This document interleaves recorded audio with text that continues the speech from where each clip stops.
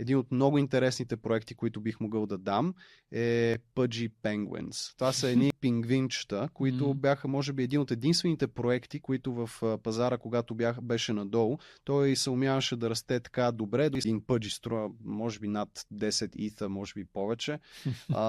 Но те направиха няколко много интересни неща. Направиха партньорство с Walmart в Щатите. Аз също работих по този проект, докато работех за ZK Sync в Matter Labs. И всъщност всяко NFT направиха една плюшена играчка, която е еквивалент на него. И човек, който когато си купи плюшената играчка, част от приходите отиват за оригиналния собственик на този образ, на това NFT, което е много готино. След това направиха една компютърна игра, която стана много популярна. Постепенно развиване на общността около Pudgy и различни начини, по които могат да се ползват NFT-тата, са много интересни.